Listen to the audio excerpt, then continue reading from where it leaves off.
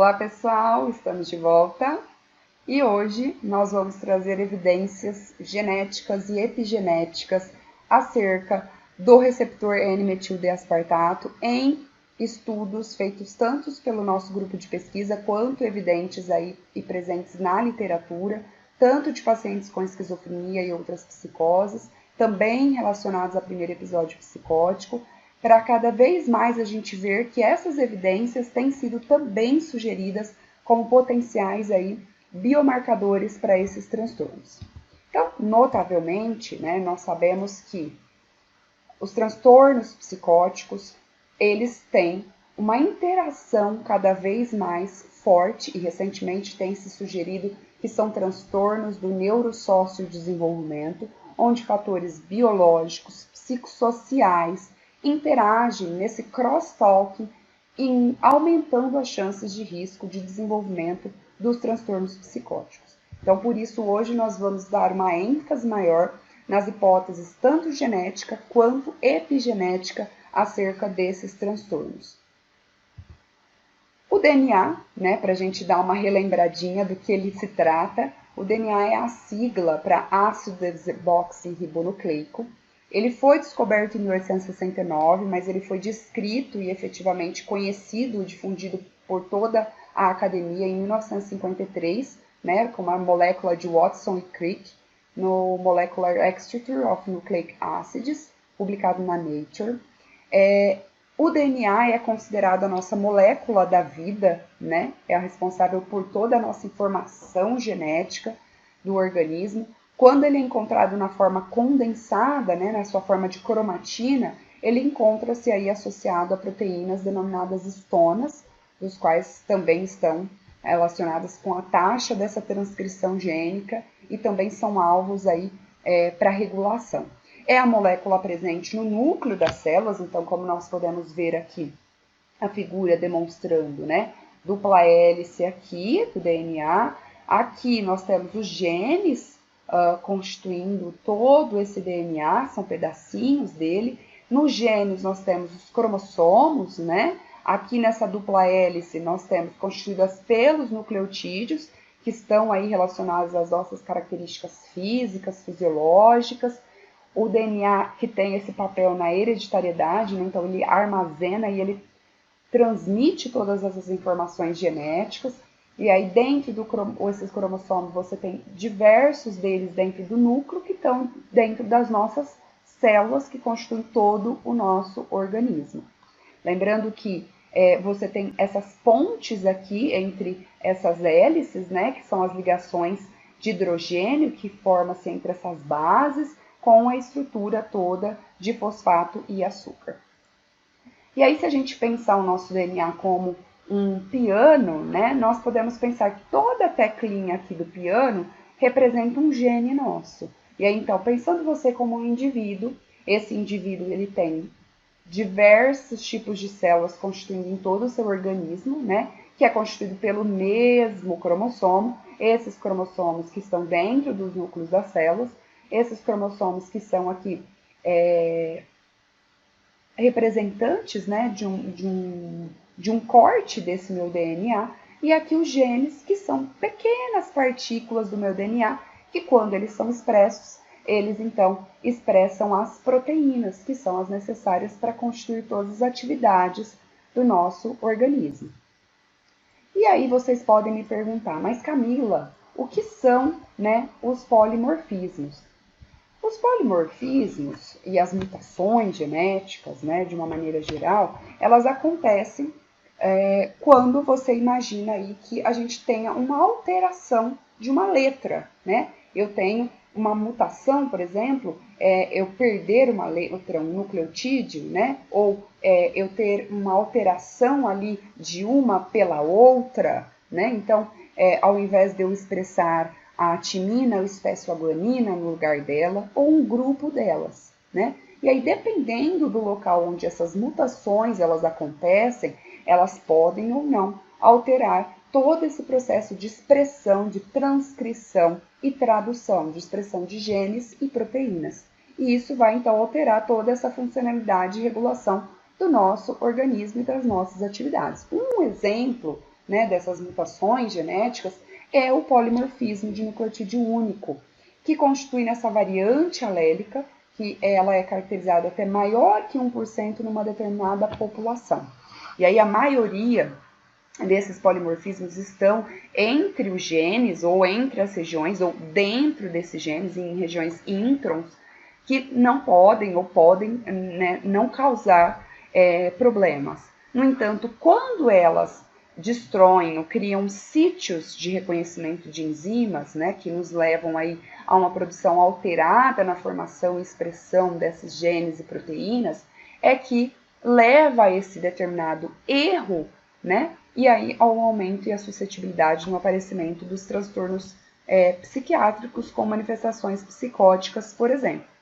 Então, aqui na figura, o que nós podemos ver é que, geralmente, o que se acontece é uma mutação entre dois alelos que correspondem a essas bases diferentes, né, que ocupam uma localização que é específica no nosso genoma. E aí, lembrando que como nós temos bases que se complementam, essa dupla hélice, então a alteração em uma que é trocada reflete na complementar. Então, ela também fica alterada. E aí, diante desse caráter, né, genético, cada vez mais tem se investigado sobre, né, o risco de desenvolvimento de transtornos psicóticos, levando-se em consideração alterações genéticas, e por isso estudos com famílias, irmãos, parentes, cada vez mais têm avançado. O primeiro estudo que importantes psiquiatras aí europeus acreditavam já no final do século XIX, né, é que a esquizofrenia tinha esse caráter hereditário.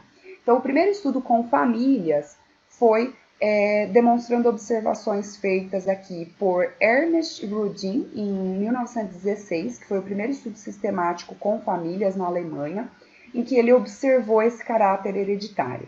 Logo depois, Kendler e seus colegas, em 1985, demonstraram que parentes de primeiro grau de pacientes com esquizofrenia, eles apresentavam até 18 vezes maior risco de desenvolver o transtorno. Mais tarde, estudos aí iniciais eles eram feitos, né? Entretanto, esses estudos eles apresentavam, claro, problemas metodológicos, às vezes a ausência de claros critérios para se determinar o diagnóstico de esquizofrenia, né? Em geral, esses diagnósticos eles provinham aí de impressões clínicas até do próprio pesquisador e relatos desses diagnósticos de familiares, né? Que muitas vezes eram obtidas por meio de descrições até de terceiros. E aí foi no início da década de 90, Gottesman fez um estudo com seus colegas demonstrando que pais apresentavam então um risco de até 46%. Um dos pais com esquizofrenia, 16% então de risco do indivíduo ter o transtorno. Um irmão com esquizofrenia, 8% de risco. Um dos avós, 5% de risco. Se gêmeos dizigóticos e um dos pais com esquizofrenia, 17% de risco. E se gêmeos monozigóticos, 48%. Sendo que a probabilidade é de 1% de alguém ter esquizofrenia aí selecionado aleatoriamente, o que a gente tem hoje dos estudos.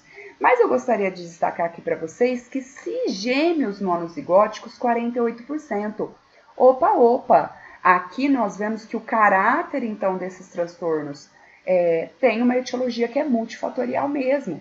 É uma das evidências que reforça o papel de outros fatores ambientais que não somente o genético, como suscetível aí para o risco de desenvolver esquizofrenia e outras psicoses, né? Lembrando que o risco de desenvolver esquizofrenia é maior entre aqueles que estão mais próximos do indivíduo com o transtorno. Então, esses novos estudos passaram aí a ter cada vez mais critérios e abordagens para se utilizar para entrevistar e realmente detectar que o indivíduo possuía a doença, comparando também com controles, e essas inovações metodológicas cada vez mais foram avançando, e aí hoje o que tem se demonstrado é cada vez mais um caráter multifatorial. Então, uma vulnerabilidade genética forte, no entanto, que ela sozinha não seja determinante para o desenvolvimento dos transtornos psicóticos. E aí já estudos também com irmãos eles mostram que, embora essas estimativas, né, de vários estudos, eles variem, né, essa taxa de concordância para a esquizofrenia em gêmeos monozigóticos, ela fica ao redor de 50% e para gêmeos dizigóticos na ordem aí de 15%. Então, esses estudos confirmam cada vez mais a existência do componente genético, né? Então, o risco de um irmão gêmeo manifestar quando o outro já apresenta a doença é de 3 vezes maior para um irmão monozigótico do que para um dizigótico, né? Mas também ressalta essa participação dos estudos do componente, né, ambiental. Em doenças genéticas, o esperado, por exemplo, para gêmeos monozigóticos é teoricamente, né, 100% de concordância, que a carga genética é idêntica entre ambos. Mas esses estudos, por exemplo, com filhos adotivos, estudar pessoas que nasceram, por exemplo, de mães que são portadoras do diagnóstico de esquizofrenia, mas cresceram com pais adotivos sem história de transtorno. O que nós vimos? Um primeiro estudo aqui, que foi do Cat e Graham, em 1992, demonstrou uma taxa de prevalência de esquizofrenia 10 vezes maior entre pais biológicos do que adotivos com esquizofrenia, sugerindo mais uma vez que a genética tem um papel importante, tão importante quanto os fatores também ambientais. Então, seria a integração desses fatores aumentando a suscetibilidade do desenvolvimento desses transtornos psicóticos.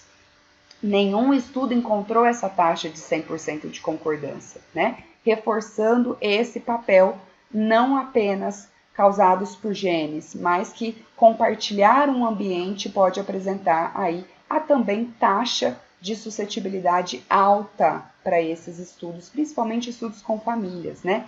E estudos poligênicos aqui têm cada vez mais avançado, demonstrando que múltiplos genes estão envolvidos, né, na determinação dessa predisposição genética, também é influenciada por fatores ambientais, principalmente tem se demonstrado o uso de substâncias, a urbanicidade, o estresse, né, o trauma na infância como fatores potenciais aí no gatilho para o desenvolvimento das psicoses. Então, esses trabalhos, eles têm basicamente aí 2 desenhos principais, né? Num primeiro, investigar se essa frequência dos transtornos entre pais biológicos e entre pais adotivos de crianças que são adotadas, que vieram a desenvolver essa doença, e no segundo, observar a frequência desse transtorno nos filhos biológicos de portadores da doença, que também foram adotados aí ao nascer, e se comparar com os filhos que são biológicos de pais saudáveis, que também foram adotados logo após o nascimento. Então, naturalmente, são estudos muito difíceis de serem executados, né? Não só pelas questões éticas que envolvem todos esses estudos, mas também porque existem uns serviços de bons registros para essas adoções, né? Especificamente, então, sobre os genes do NMDA, que a gente está aqui dando destaque para a participação da hipótese glutamatérgica e da hipofunção do NMDA, tem se demonstrado cada vez mais que os genes e consequentemente, as proteínas que eles expressam, né, têm então se destacado como genes candidatos potenciais de suscetibilidade para desenvolvimento da esquizofrenia e outros transtornos psicóticos. Então, genes de alto risco têm sido determinados aqui, e aí você tem genes promotores, que levariam a favorecimento aí da expressão gênica diminuída, né, nesses transtornos. Então, eu tenho uma alteração e, consequentemente, uma hipofunção do NMDA, porque eu tenho uma redução na minha síntese proteica, e aí essa hipofunção é o que tem sido demonstrado na esquizofrenia e nas outras psicoses, né? E aí isso vai refletir na minha atividade tanto neuronal, como diminuição da entrada de cálcio, o que leva a essas alterações, né, a não função do receptor, que tem um papel essencial em memória, em processos cognitivos, funções executivas, plasticidade sináptica, e aí leva-se também não somente a alterações genéticas, mas epigenéticas, e aí você tem um impacto no desenvolvimento sináptico anormal e na alteração de interneurônios que estão relacionados principalmente os GABAérgicos, o que vai refletir no aparecimento de sintomas aí em déficits de aprendizado e memória, então sintomas cognitivos essencialmente relacionados aos genes do NMDA. E aí o que tem se destacado na literatura são estudos de DWOS, né? Estudos maiores que levam a informação de diversos genes possíveis que estão envolvidos, né, nos transtornos. E o que tem se demonstrado é que, em relação aos polimorfismos e as variantes genéticas relacionadas ao receptor NMDA, eles têm sido associados à esquizofrenia, sendo o GRIN2A um dos genes principais de risco desse transtorno. Estudos de DWOS têm demonstrado que não apenas um gene pode ser o responsável, mas múltiplos genes seriam responsáveis por essa suscetibilidade, ou aumento da suscetibilidade de desenvolver transtornos psicóticos, contribuindo então para a patogênese da psicose. Cada um com seus mínimos efeitos que levariam a um potente aumento dessa suscetibilidade, né? Mas nenhuma variante teria um efeito isolado individualmente nessas doenças.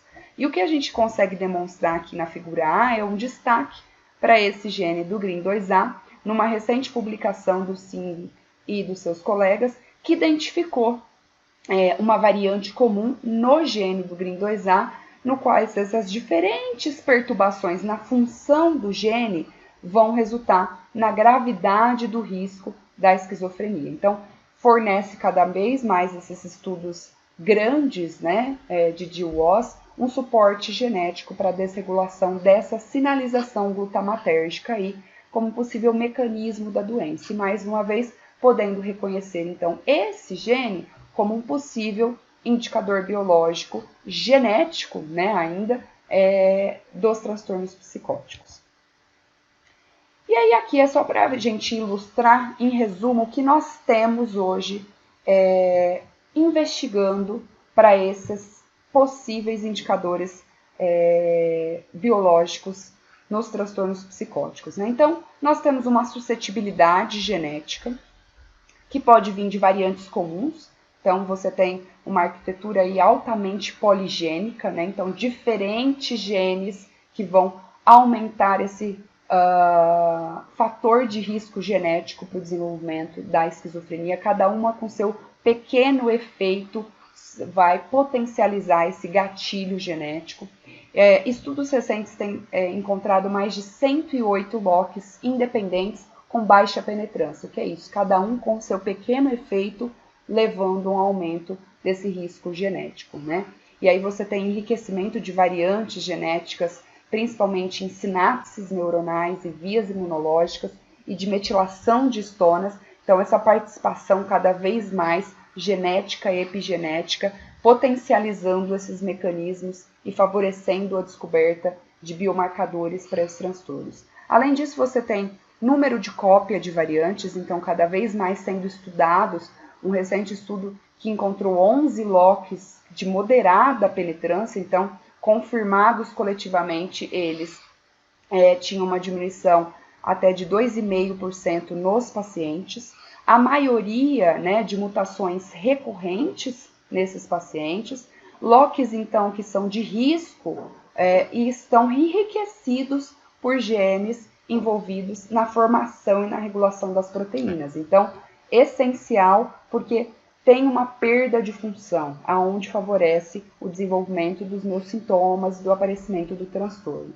E ainda variantes raras, né? Então, enriquecimento aí de genes de variantes raras também encontradas nos pacientes com transtornos psicóticos, genes de proteínas sinápticas que estão desproporcionalmente afetados e precisam de uma melhor investigação, ou ainda a combinação de genes que são herdáveis associados a novos eventos que acontecem, né? Isso tudo vai fazer o quê? Com que essa suscetibilidade genética atinja e tenha reflexos tanto em função cerebral, em vias biológicas, principalmente imunológica, tem se discutido atualmente, e alterações na regulação e metilação desses genes. Esse comprometimento em função, perda de função, alteração de vias, desregulação de mecanismos que aconteceriam de forma normal, levam então a uma medicina translacional que a gente tem visto hoje, né? Que favorece a um melhor diagnóstico. Então, eu tenho lista de variantes conhecidas de risco para utilizar no meu diagnóstico, né? Eu tenho um informativo aí de genes de risco que vão favorecer eu identificar diagnósticos associados com comorbidades.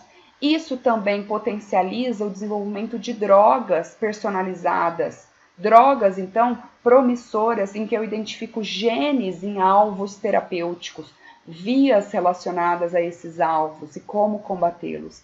E aí eu favoreço um tratamento personalizado, né? Estudos de risco poligênico cada vez mais têm sido utilizados para essa estratificação do tratamento, né? Vão ajudar na identificação do meu perfil de efeitos aí colaterais ou de resposta ao tratamento, qual paciente eu consigo estratificar melhor ou não, identificar a trajetória dessa doença e do percurso dela para eu investigar grupos de risco. Então, olha como nós podemos chegar a desenvolver indicadores biológicos a partir da identificação de toda essa suscetibilidade genética que impacta nos meus mecanismos moleculares e na minha função normal, né, para tradução e transcrição de genes e proteínas, e isso favorece então ao desenvolvimento de um diagnóstico de tratamentos personalizados. E aí a gente precisa ressaltar que você tem essa interação fatores genéticos, epigenéticos e ambientais cada vez mais frequente nos transtornos psiquiátricos, né? Então, tem sido demonstrado que a epigenética ela pode estar associada a essas experiências ambientais diversas, né? Em modificações no genoma e na minha estrutura cerebral, potencialmente sublinhando essa associação entre fatores ambientais e o desenvolvimento das psicoses. Então, considerando que o meu epigenoma ele pode mudar, né, em resposta a fatores ambientais, essas alterações epigenéticas elas podem então explicar parcialmente essas interações gene-ambiente e, portanto, eles podem ajudar a entender quais são as etiologias prováveis, né, da esquizofrenia e das outras psicoses. E aí, mais especificamente, tem se demonstrado que o estresse, né, no início da vida, ele pode afetar uma variedade de genes, dentre eles a gente vai destacar o do sistema glutamatérgico e aí do seu receptor N-metil-D-aspartato, que tem esse papel crucial na sobrevivência, na neurogênese, na plasticidade neuronal e tem sido implicado nesses transtornos psicóticos. Então, em 1975, né, foi proposto o primeiro mecanismo epigenético, que foi a metilação do DNA. Né? Então, a descoberta da epigenética vem de um estudo de como são feitas e desfeitas essas ligações químicas no nosso DNA, na nossa cromatina, que vão regular os genes. Então, eu posso ter dois principais aí, tipos de ligações, que são modificações diretamente no meu DNA e modificações que são na cromatina, né? Então, DNA associado às proteínas, e aí proteínas principalmente chamadas histonas. E aí, a partir desses mecanismos, né, Arthur Higgs, Robin Holliday e John Pugh, em 1975, descobriram esses mecanismos, né, que influenciavam a expressão gênica e possuíam um padrão herdável, e esse mecanismo, em parte, que explica aí mudanças nos nossos padrões de expressão gênica, de diferenciação celular, de todo ao longo do nosso desenvolvimento. Então, ela vai explicar como pode ser essa metilação influenciada na expressão gênica, como ela explica essas mudanças no meu perfil de expressão durante todo esse processo de neurodesenvolvimento, de diferenciação celular. E aí existem três principais mecanismos, né, de modificação epigenética dos genes, que são a metilação do DNA, a desacetilação de histonas e o silenciamento dos genes aí associados aos RNAs não codificantes. hoje a gente vai dar destaque para um dos mecanismos, que é a metilação do DNA. Dá para a gente ilustrar muito bem como que acontece essa metilação, né? Ela é um fator que é reversível, tá? Ela que controla esse estado aqui relaxado ou condensado, né, da nossa cromatina. Então, a metilação, ela nada mais é do que a adição de um radical metil, CH3, no carbono 5 da base da citosina, seguida de uma base de guanina, que nós chamamos aqui ilhas CpG. Então, a adição desse radical metil, né, a base nitrogenada metilada, ela vai se chamar 5-citosina-guanina. Né? Essa adição ela é feita por enzimas do tipo DNMTs, que são as DNA metiltransferases, que elas podem aí ser de diversos tipos, né? São 3 tipos na realidade, e elas são responsáveis por fazer essas novas metilações, tá? Então, quanto mais condensado tá a minha cromatina, né, menor a probabilidade dos genes aqui serem localizados e serem transcritos em RNAs mensageiros. Então, a expressão aqui gênica fica inibida, né? Então, analogamente, quanto menor é o nível de condensação do meu DNA, maiores vão ser as probabilidades da minha transcrição. Então, o mesmo vale para alterações que acontecem diretamente no DNA, né? A modulação, por exemplo, de histonas e do DNA vai conferir às células de um mesmo indivíduo diferenças morfológicas, fisiológicas, né? E aí, como consequência desses diferentes genes que são transcritos e dos seus níveis, isso vai depender da minha condensação de cromatina, de DNA. Então, a epigenética, ela pressupõe que esse perfil de expressão gênica de uma célula, ou essa assinatura que eu faço gênica, né, ela não é determinada unicamente durante o desenvolvimento e muito menos é um processo estático, né? Na realidade, esse estudo de mecanismos tem corroborado com essa concepção de que os fatores ambientais, eles vão impactar, né, diretamente nessa assinatura ao longo de toda a vida de um indivíduo. Então, é sabido hoje que fatores externos, uso de drogas como a cannabis, traumas na infância, eles têm o poder de interferir em toda esse evento de maquinaria aqui epigenética, que é capaz de marcar as histonas, bem como os DNAs aqui, inibindo e ativando esses genes, e aí favorecendo, né, claro, a suscetibilidade e o desenvolvimento de transtornos psicóticos, né? Então, em condições normais, o que nós vimos aqui de forma simplificada, né, a regulação de genes normais que acontece, né?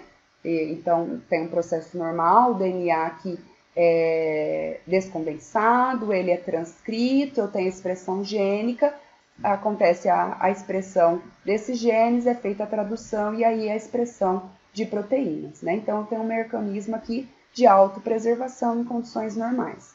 Já quando eu tenho a presença de fatores biopsicossociais e ambientais que impactam e modificam essa minha maquinaria epigenética, eu tenho uma modificação epigenética com a adição desses radicais metis, que pode acontecer, por exemplo, em excesso, né? E aí, por meio que impactam, então, nessa modificação. E eu não tenho, então, o processo de transcrição e tradução, porque eu tenho a adição de radicais metis aqui, né? DNA e histonas metiladas, eu não tenho o processo de expressão de proteínas e isso pode favorecer, então, o aparecimento dos transtornos psicóticos, né? Então, esses mecanismos possibilitam aí identificar esses possíveis também marcadores biológicos que podem ser considerados aí de uma assinatura gênica da possibilidade de um comportamento psicótico, né? Então,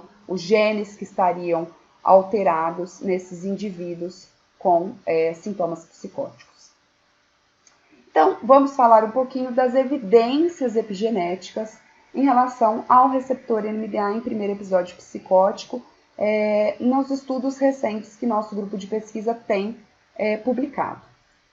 Então, O primeiro estudo que eu mostro para vocês é uma investigação que nós fizemos da metilação do DNA dos genes do NMDA, tanto em pacientes com apenas primeiro episódio de esquizofrenia, comparados aos seus irmãos que não tinham, então, a doença, e controles saudáveis para sintomas psicóticos. Então, nesse estudo, nós analisamos primeiramente a metilação global, né, do LINE1, que refere-se aí a uma sequência grande conservadora que se repete durante todo o genoma, e ele regula a expressão de outros genes, e quando você tem disfunções epigenéticas nesses elementos, no cérebro, por exemplo, tem sido proposto para doenças psiquiátricas quando você encontra alterações no LINE1.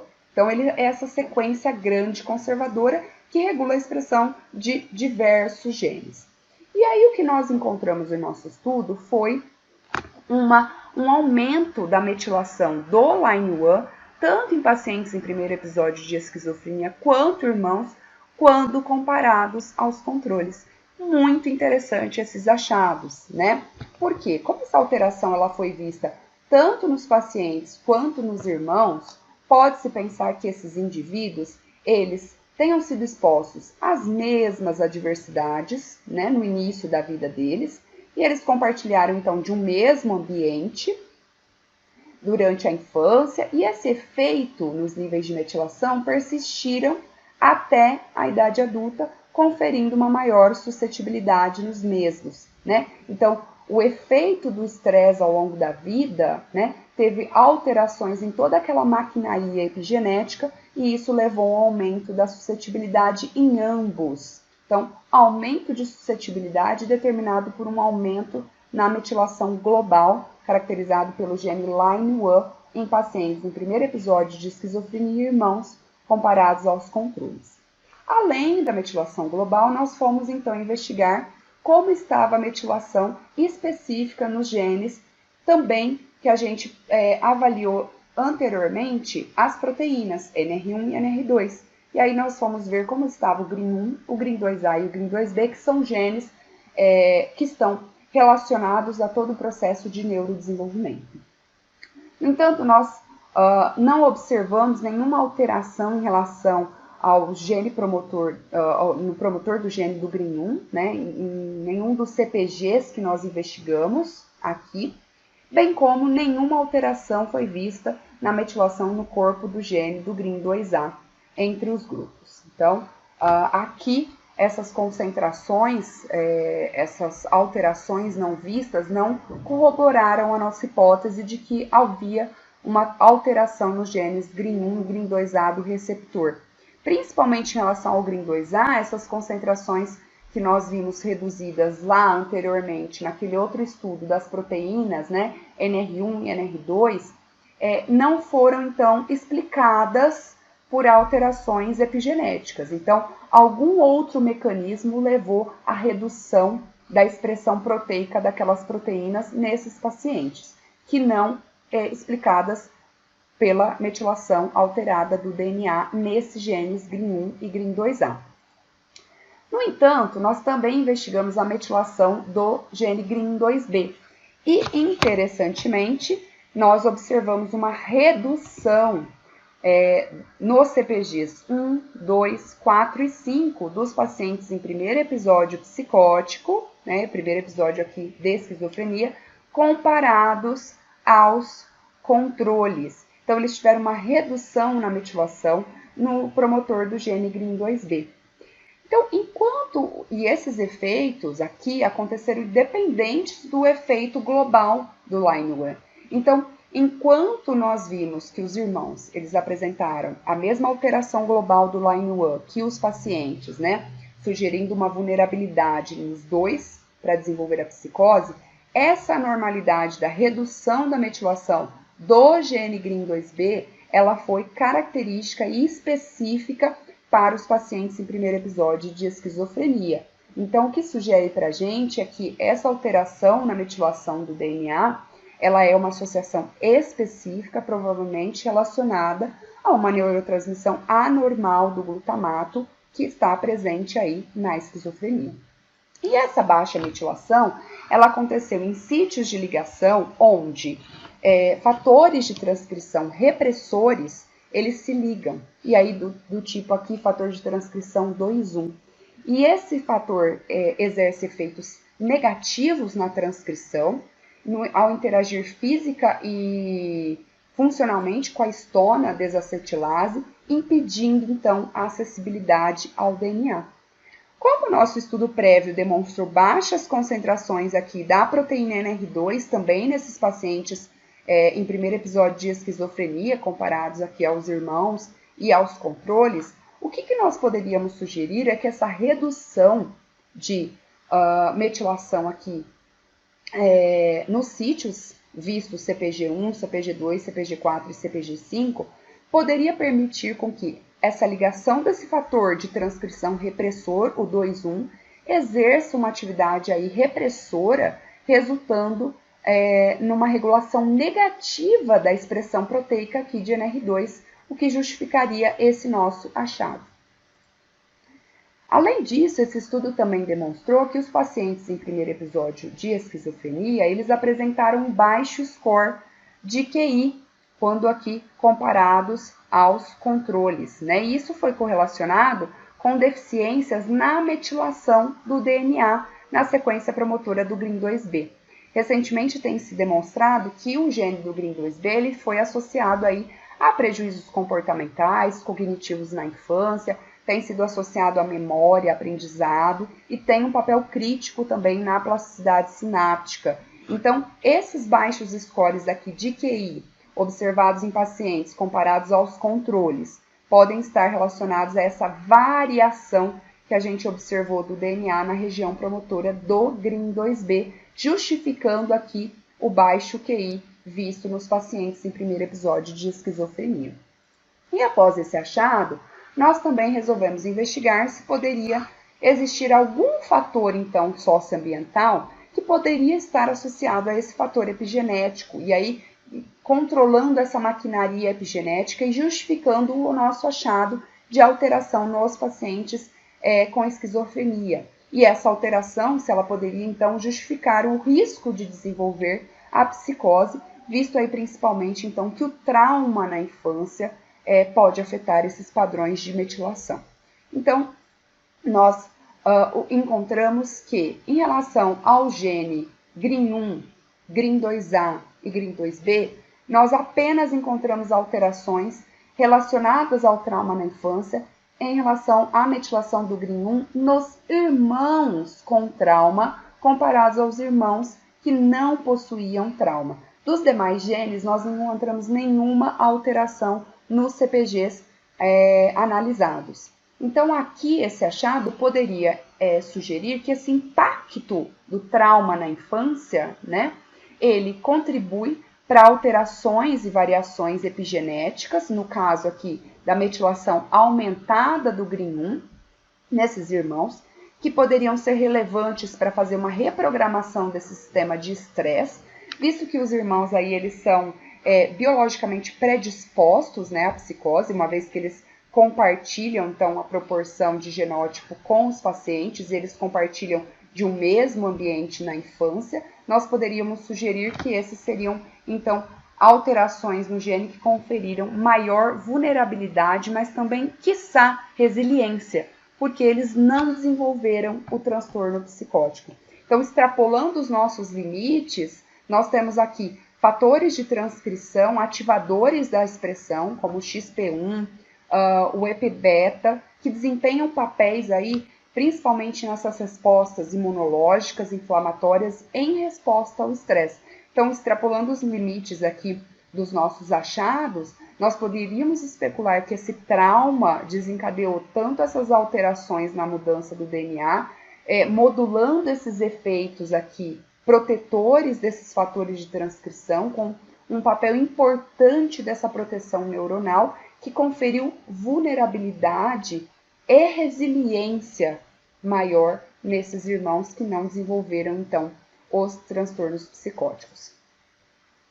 Então, para direções futuras, o que a gente deve contar a partir desses achados e resultados aqui apresentados tanto nos estudos de genética quanto de epigenéticas e nos fatores de risco, é que, primeiro, né, estudos com famílias, gêmeos, irmãos adotivos, eles indicam essa existência de um componente genético que existe para a esquizofrenia e outras psicoses. Estima-se que esse componente genético ele represente aí de 70% a 80% da suscetibilidade total para o desenvolvimento dos transtornos psicóticos. E esses estudos de genética, né, molecular, de ligação, de associação, eles encontram-se em andamento, tendo apresentado até o momento resultados que são sugestivos, mas que demonstram cada vez mais que esse tamanho de efeito de associações parece ser muito pequeno, né? Então, centenas até milhares de genes é que devem contribuir com cada um com seus efeitos pequenos para favorecer o desenvolvimento da esquizofrenia e outras psicoses, né? Além disso, nós devemos considerar fatores aí, outros, né, fatores ambientais que têm efeitos para aumentar esse risco do desenvolvimento. E aí, por ser essa doença, esses transtornos que são complexos, né, e que são muito provavelmente um transtorno etiologicamente multifatorial, deve-se existir aí casos que você deva considerar efeitos dos diversos fatores ambientais e como esses efeitos desses fatores se dão principalmente nos estudos mais recentes de mecanismos epigenéticos, né, em que eu não tenho mutações, eu não tenho a perda, né, da minha base, de nenhum nucleotídeo ali, mas eu tenho uma conformação no meu DNA por meio da atuação desses fatores. E, além de tudo, considerar, correlacionar esses achados que é visto tanto a nível periférico com outros tecidos e até mesmo a nível cerebral, potencializando cada vez mais o uso para biomarcadores para esses transtornos psicóticos. Então, como conclusão, o que nós podemos ver é que esses estudos demonstrados, principalmente aqui pelo nosso grupo de pesquisa, envolve essa etiologia multifatorial com o entendimento de mecanismos genético, epigenético e ambientais, relacionados principalmente aí ao sistema glutamatérgico, que podem ser úteis para a identificação desses potenciais biomarcadores e o desenvolvimento desses alvos farmacológicos, né? Então, como um resumo do que tem se visto nos nossos estudos, a investigação tanto dessa predisposição genética em estudos de polimorfismos associados aí principalmente aos genes do NMDA, que levam a alterações em funções, né, comprometidas na expressão gênica, expressão de proteínas, regulação e levam ao favorecimento aí, da psicopatologia, mas de fatores de meio ambiente que também levam a alterações epigenéticas e esses que podem então também favorecer a não expressão gênica, comprometer aminoácidos e, portanto, proteínas e levar ao desenvolvimento, então, dos transtornos psicóticos, né? A epigenética, nesse sentido, ela tem sido um ramo da ciência que tem cada vez mais tendência a crescer no futuro para ajudar a compreender cada vez mais esses mecanismos de interação gene-ambiente. Muito obrigada pela atenção de todos vocês, espero vocês terem gostado e nós vamos para a nossa última aula, tá? Qualquer coisa que vocês precisarem, por favor, entre em contato comigo pelo meu e-mail. Até mais!